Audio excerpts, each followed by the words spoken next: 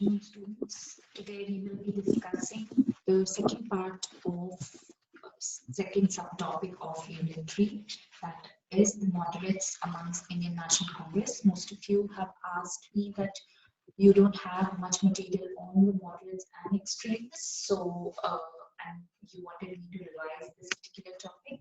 So here we will get started with it, and in this lecture we're going to discuss about the moderates of the Indian National Congress. What was their ideology, how were they working, and how what was their contribution towards the growth of Indian national struggle. So let's get started with it.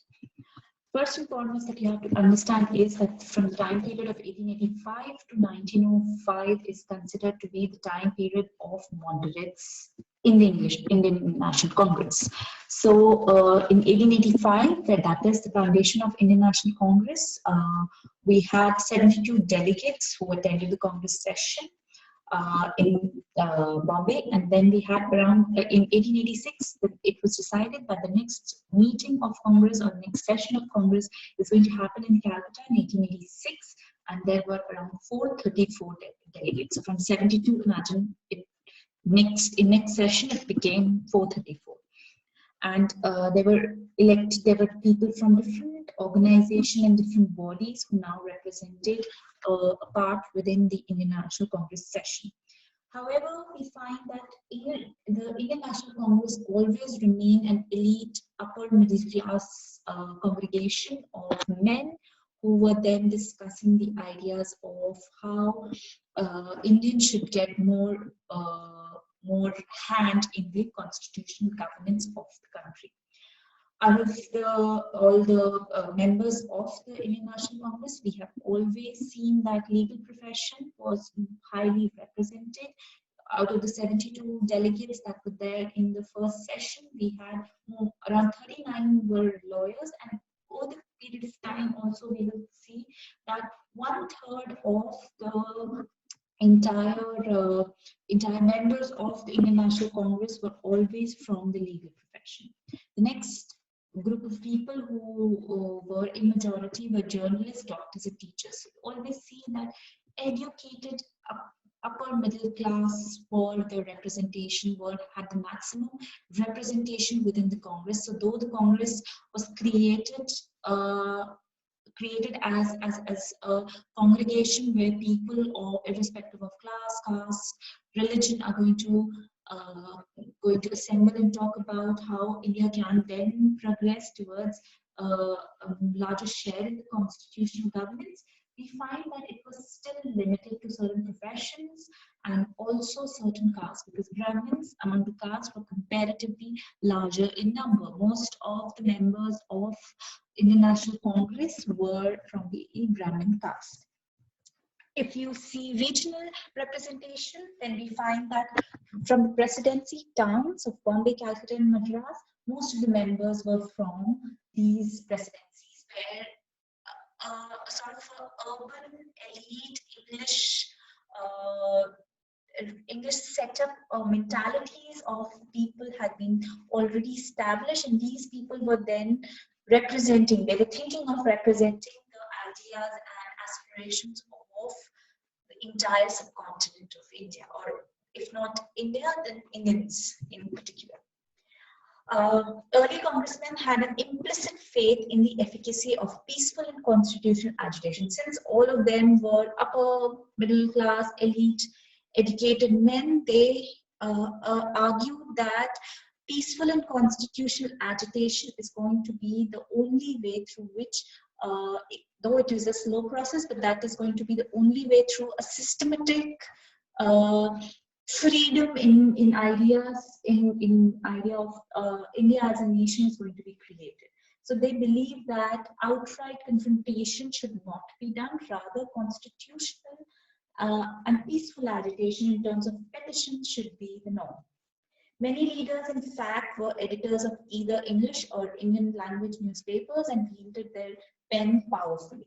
Most of the members of Indian National Congress were journalists, since they were journalists, so they would write about high ideologies, they would talk about the reforms that have been there in the Western that existed in Western colonies, in the Americas, in Australia, in Canada, how constitutional reforms, an establishment of constitutional monarchy, those were the ideas that they were trying to spread, and they were utilizing it to explain how Indians can also achieve that ideology. Now, what were the ideas of the moderates? As we have discussed, the time period from 1885 to 1905 is considered to be the time period of the moderates. Now, the congressmen of this time period believe in the sense of justice and goodness of the British nation was strong. They considered that Britishers are not bad. They are actually good for India because India did not know how to rule itself. So the ideas and just nature of the British government is going to turn India into a stronger ideologically just nation as well. Their aim was to educate Indian public opinion and making it conscious of their rights. Right now, they believe that Indians don't even know their rights because they've always been under a monarchy. They don't even know what are rights, what are duties of a citizen towards, what is the concept of citizenship. Those are the ideas which are not present in a very Western ideology, a nation state sort of a way, that's absent in amongst the Indians. So first and foremost, they have to be educated into understanding what are their rights. And for that, we have to have the English rationality or the Western rationality, which will only be established if the British government continues. It also intends to inform the British public about the problems faced by the Indians and remind it of its duty towards India. So what they actually believed was that the British Parliament is oblivious of what is the actual condition faced by Indians. So they are going to bridge this gap. They are going to make sure that they then tell these people, tell the British Parliament what are the exact problems that are being faced by India, and tell them that how, and also help them in creating laws or making laws which are then going to help India into facing its challenges. So that's what was their ideology, that they're going to be a spectator into the British Parliament, part and parcel of British Parliament forming any laws for India by giving them the information and also helping them in analyzing those information and creating some laws which would be best suited for Indian subcontinent. Now, what were the demands of the moderates? The organization of provincial councils, that within the larger territories, you should have provincial councils, simultaneous examination for this ICS in India and England, that in England and India, we should have simultaneous examination for ICS, abolition or reconstitution of the Indian Council. Either it should be completely abolished, or if it is reconstituted, larger number of Indians should be part of the Indian Council. The separation of judiciary from executive. Right now, Viceroy had both executive and judicial power, so he wanted to make sure, the moderates wanted a separation of power. The Appeal of Arms Act, the appointment of Indians to be commissioned ranks in the army. Now, as we have studied post 1857, it was decided that Indians are not going to be part of certain very prestigious sections of the army, and also a European would always be kept above the rank of an indigenous person. But this is something that they did not like, and they wanted it to be changed. Reduction in military expenditure. They wanted to reduce the military budget because they felt that more money was being spent on military purposes, because an Indian money was being used to fulfill the military might and also political dominance that the British Crown had created.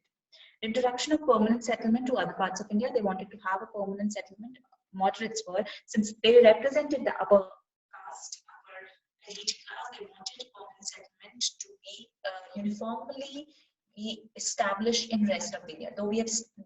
Though permanent settlement was not a foolproof plan or foolproof revenue system that existed in Bengal, and we have studied about how it was ineffective, yet it was beneficial for the big zamindars, and also it was beneficial for zamindars, and then since most of these people were coming from that particular strata, they wanted permanent settlement to be part or to be implied in rest of the subcontinent as well. The Congress expressed opinions of all the important measures of the government and protested against the unpopular. So they expressed whatever laws or whatever changes that have been implemented by the British Crown.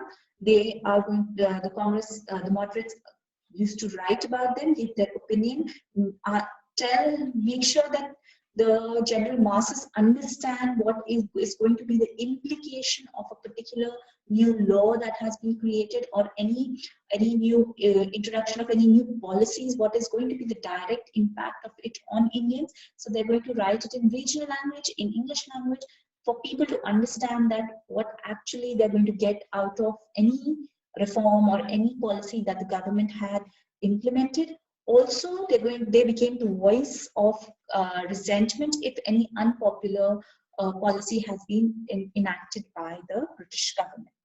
The political work of moderates had a two-pronged direction. First, to build a strong public opinion in India to arouse the political consciousness and national spirit of the people, and to educate and unite them on political questions. But first and foremost, the idea of Indian National Congress was to unite people, create that consciousness that they are being, they are one. That unified political ideology is something that Congress had started doing, because prior to this we don't have a unified political consciousness which is talking about overall growth of the entire subcontinent. We had regional parties doing that, but only in their regions.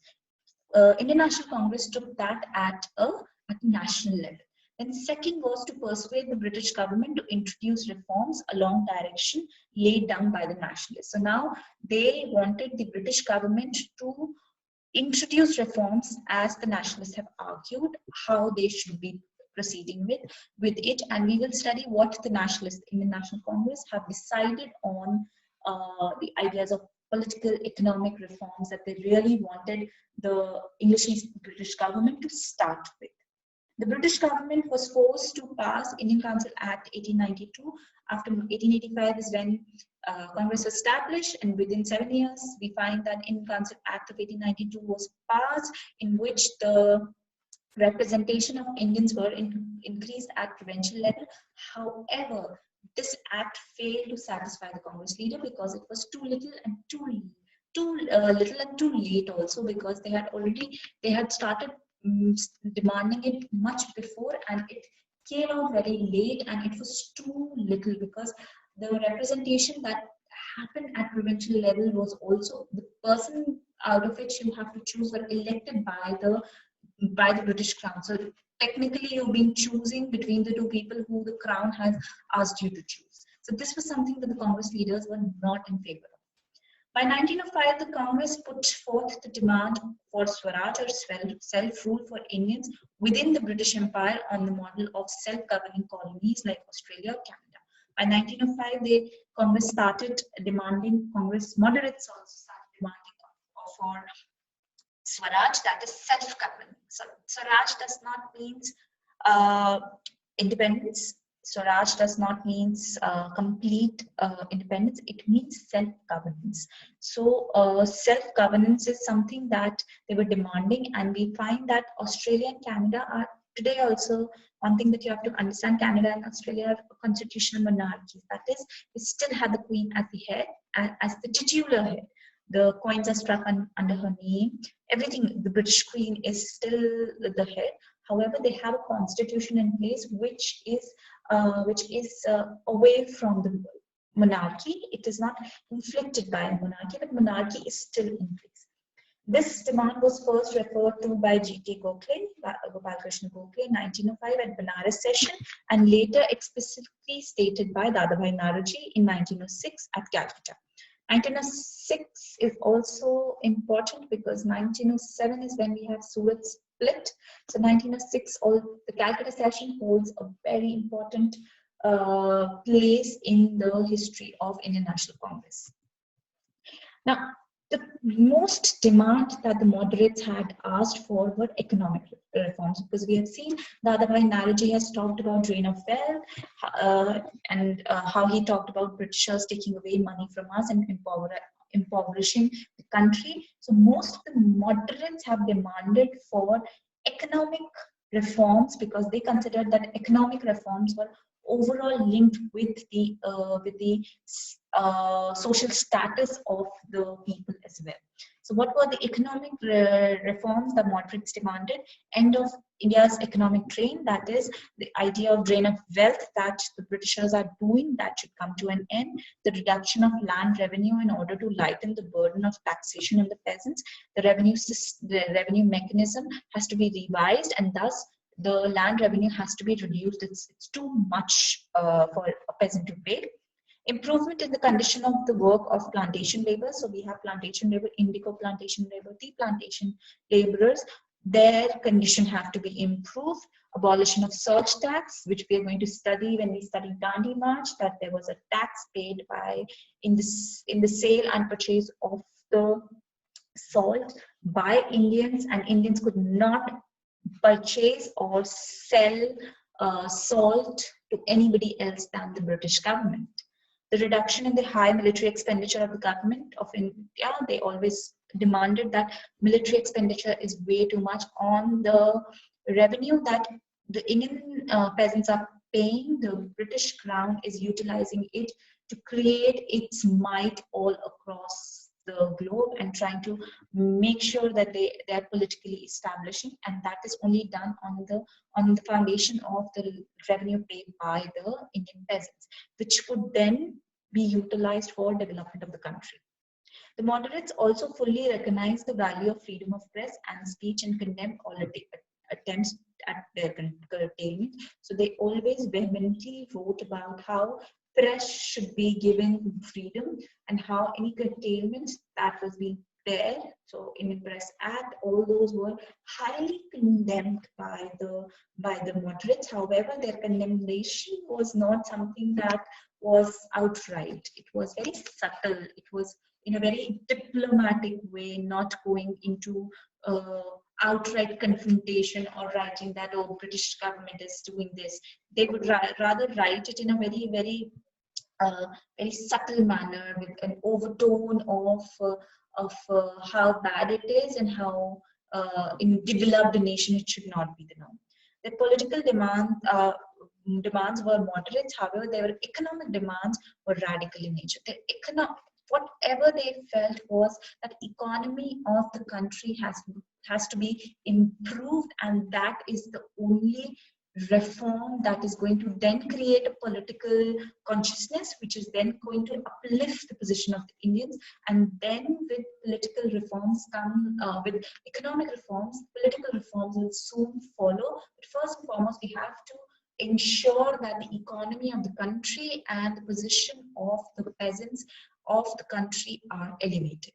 The Indian leaders advocated basically anti-imperialist economic policies. So their economic policies were anti-imperialist. However, their political and their personal policies were in terms of petitions and signs and being not outrightly confronting the British Empire, not being disloyal to them.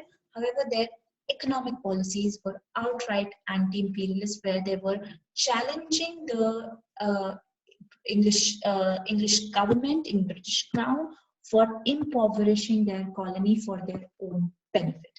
So these are the ideologies of the moderates. We are now going to talk about extremists in the next lecture. One thing that you have to understand is that moderates were, though demanding for a national consciousness of the masses, they were very wary of the masses. So they never did anything they never organized the masses in the way the extremists are going to do, which we are going to study in the next session. Thank you, students.